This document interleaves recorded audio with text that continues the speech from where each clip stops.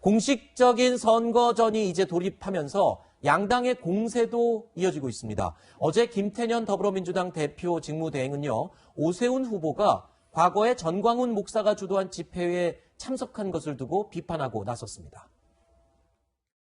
독재자 문재인에게는 우리는 짓밟아도 뭉쳐서 싸우지도 못하는 이등국민 찌질한 구조이기 때문입니다.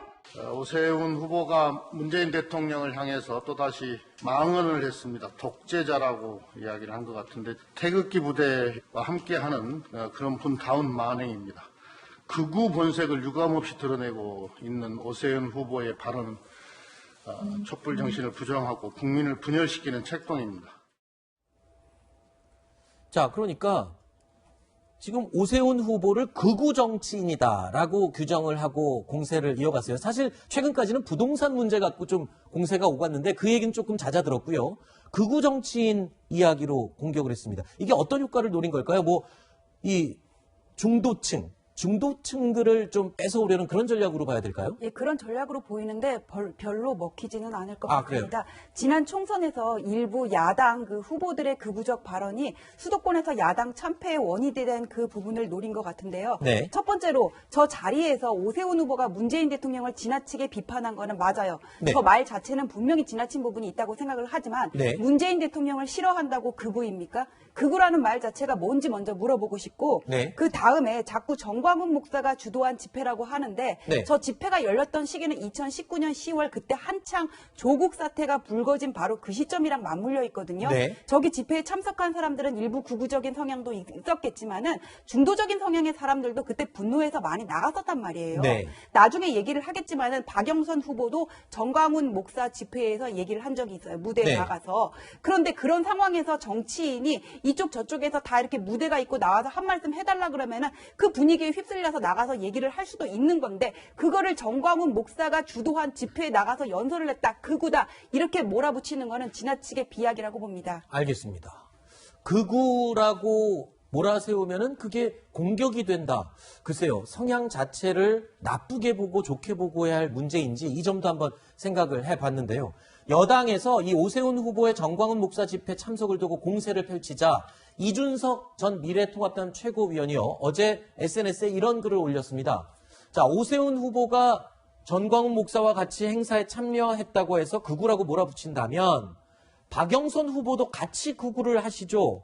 라면서 이 과거에 전광훈 목사가 진행하는 행사에 박영선 후보도 참석했던 그 사실을 지적하게 됐습니다. 그래서 박영선 후보도 과거에 이 전광훈 목사 행사에 참석했다는 그 내용, 영상을 저희가 찾아봤습니다. 확인해 보시죠.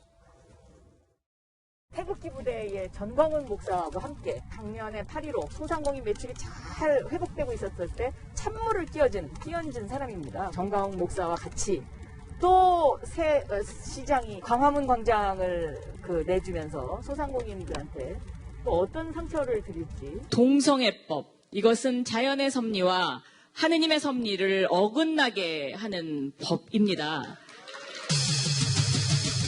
그래서 이런 법에 더불어민주당은 이 자리에 계신 이 한기총의 모든 목사님과 그 기독교 성도들과 정말로 뜻을 같이 합니다. 동성애법, 차별금지법, 인권관련법, 그리고 이슬람 문제, 저희는 결코 이것을 받아들일 수 없다는 것을 강하게 말씀드립니다.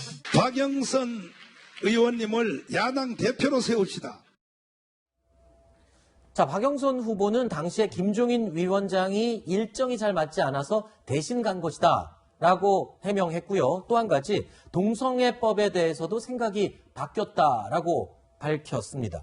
자, 그런데 여당이요, 오세훈 후보를 자꾸 공격하면 할수록 역공을 좀 받는 모양새가 자꾸 나오는 것 같아요. 어떻게 보셨습니까? 지금 현재 이제 저 두 장면을 비교해서 말씀을 드리면 그 네. 당시에 정광훈 목사는 한기총 회장을 하고 있었고 네. 그렇게 정치적으로 자기 의사를 막 적극적으로 표현하거나 집회에 나와서 했던 상황은 아니에요. 2016년이기 때문에 그러니까 최근에 이제 2019년 뭐 그 이후로 정광훈 목사가 주도를 해서 뭐 광화문 집회도 하고 또는 뭐 선거에 개입하려는 발언돼서 논란이 되고 이런 일들이 있었지 않습니까? 네. 그래서 그 당시에는 여야 의원 지금 정광훈 목사도 그러잖아요. 박영선 후보를 그다음 박영선 의원을 여당 대표인가 야당 대표로 밀어줍시다 이런 얘기까지 하는 걸 보면 네. 이제 아마 정치인들을 대상으로 해서 차별금지법을 이제 종교가 반대하잖아요, 기독교가. 그래서 네. 아마 불러서 거기에 참여한 것 같고 그 뒤에 이제 정광훈 목사의 태도가 바뀌었기 때문에 네. 저 모임에 갔던 것과 또 8.15 집회 그때 와서 했던 얘기와 동일한 선상에서 참석했던 게 문제라고 보기에는 네. 약간 저는 차이가 있다고 봅니다. 알겠습니다.